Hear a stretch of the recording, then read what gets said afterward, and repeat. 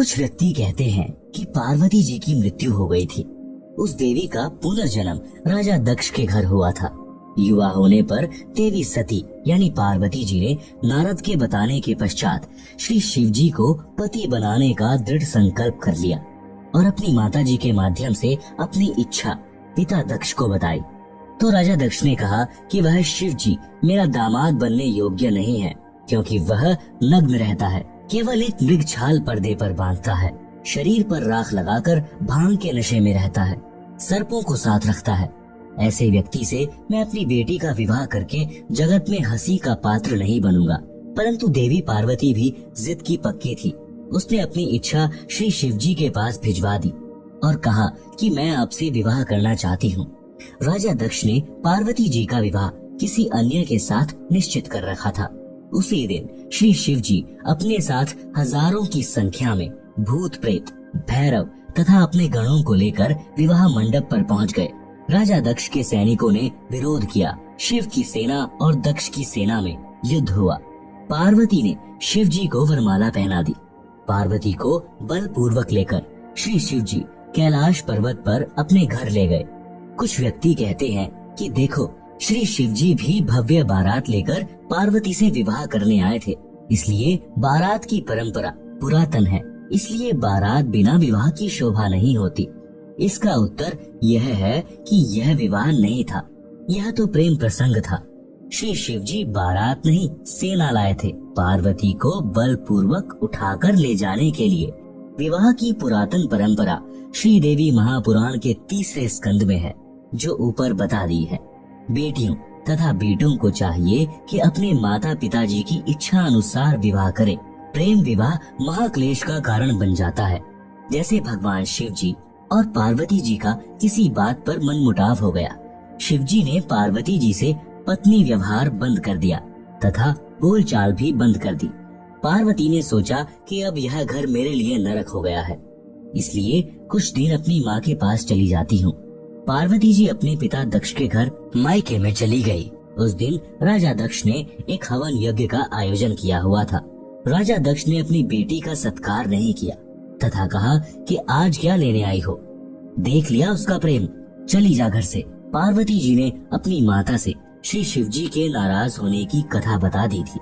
माता ने अपने पति दक्ष को सब बताया था।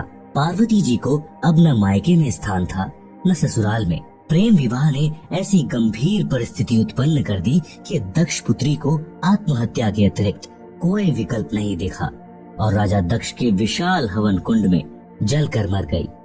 धार्मिक अनुष्ठान का नाश किया, अपना अनमोल मानव जीवन खोया, पिता का नाश कराया, क्योंकि जब श्री शिव जी को पता चला तो वे अपनी सेना लेकर पहुंचे और अपने ससुर दक्ष जी की गर्दन काट दी। बाद में बकरे की गर्दन लगाकर जीवित किया। उस प्रेम विवाह ने कैसा घमासान मचाया। शिव सेना को बारात बताकर कुप्रथा को जन्म दिया गया है और यह प्रसंग प्रेम विवाह रूपी कुप्रथा का जनक है, जो समाज के नाश का कारण है। विवाह जो सुप्रथा से हुआ वह आज तक सुखी जीवन जी रहे हैं, जैसे श्री ब्रह्मा जी तथा श्री विष्णु जी।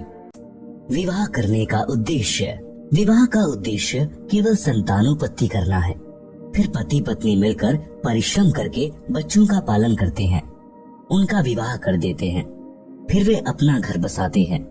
इसके अतिरिक्त प्रेम विवाह समाज में अशांति का बीज बोना है, समाज बिगाड़ की चिंगारी है। प्रेम प्रसंग कैसा होता है? उत्तर, जो चरित्रहीन लड़के लड़की होते हैं वे चलते समय अजीबोगरीब एक्टिंग करते हैं। उन लजमारों की दृष्टि भी टेढ़ी मेढ़ी चलती है। कभी बनावटी मुस्कुराना, मुड़ मुड़ कर आगे पीछे देखना, चटक मटक कर चलना उन पाप आत्माओं का शौक होता है, जो अंत में प्रेम विवाह का रूप बन जाता है। बाद में उनको पता चलता है कि दोनों के अन्य भी प्रेमी प्रेमिकाएं थी। फिर उनकी दशा भगवान शिव जी पार्वती वाली होती है, न घर के रहते हैं न घाट के। विवाह करने का उद्देश्य ऊपर बता दिया है। इससे हटकर जो भी कदम युवा उठाते हैं वह जीवन सफर को नरक बनाने वाला होता है। यदि किसी का प्रेम संबंध भी बन जाए तो इस बात का ध्यान अवश्य रखें कि अपने समाज की मर्यादा जैसे गोत्र, गांव तथा विवाह क्षेत्र भंग न होती हो, जिससे कुल व माता पिता की इज्जत को ठेस पहुँचे।